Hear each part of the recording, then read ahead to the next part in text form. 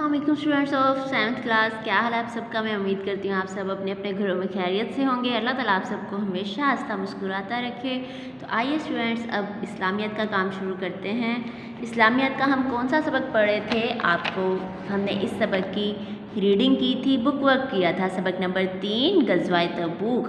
तो गज़वाए तबूक के अहम वाक़यात का आपको पता चल गया होगा कि ये कब हुई थी, कैसे हुई थी और उसकी इस जंग की वजह क्या थी। आज हम इसके शॉर्ट क्वेश्चंस करेंगे। तो अपने इस्लामियत की नोटबुक ओपन करें। सबसे पहले इंडेक्स पेज।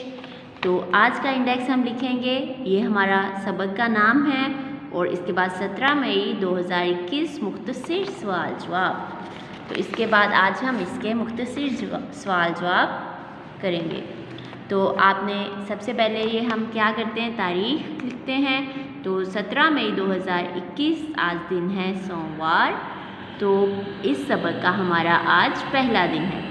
तो सवालात के मुख्तसर जवाबात लिखें। सवाल नंबर 1 है हमारा, मुनाफिकीन मुसलमानों को किस तरह बहका रहे थे।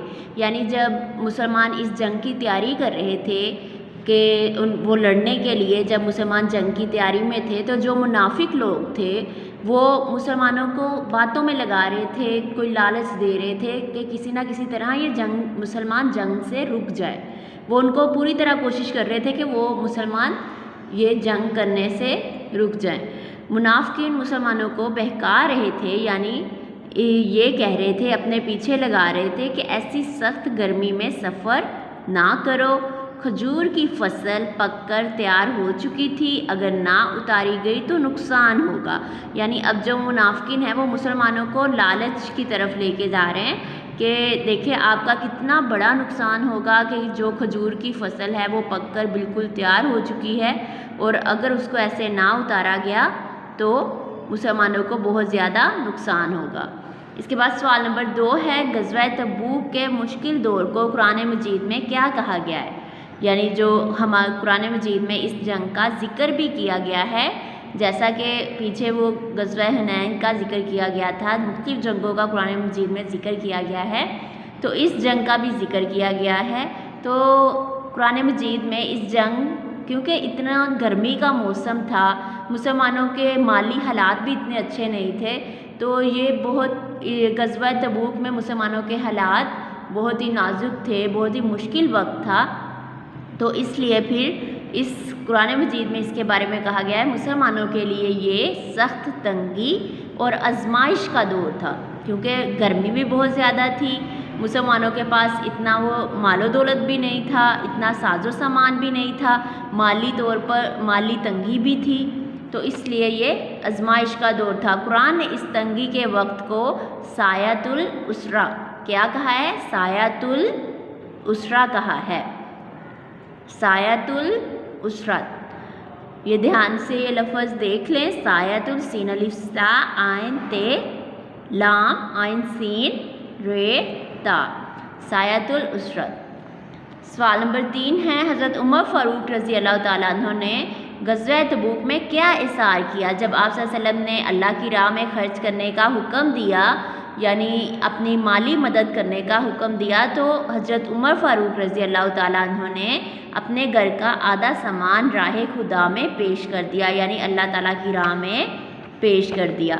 नबी अकरम सल्लल्लाहु अलैहि वसल्लम ने किस मुकाम पर फ़ौजी दस्तों को तरतीब दिया। अब क्योंकि मुसलमान जंग की तैयारी कर चुके थे, मुसलमान एक ग्रुप की शक्ल में अपना सफ़र तय कर रहे थे, तो आप सल्लल्लाहु अलैहि वसल्लम ने, इसी से हमें पता चलता है कि कैसे हमने अपने फ़ौज को तरतीब देना है।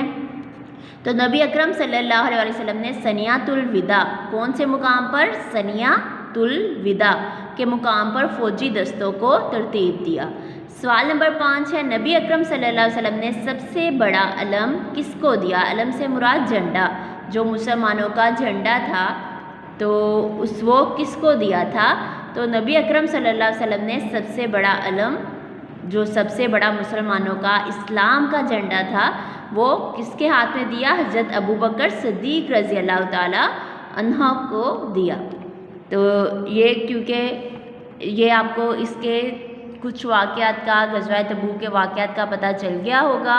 میں امید کرتی ہوں اسٹوڈنٹس آپ ان کویسچنس کو سمجھ کے پڑھیں گے، اور یہ جو تھوڑے سے مشکل الفاظ ہیں ان کی بار بار پریکٹس کریں۔ ثنیۃ الوداع اور یہ سایۃ الاسریٰ، یہ کس کو کہا گیا ہے؟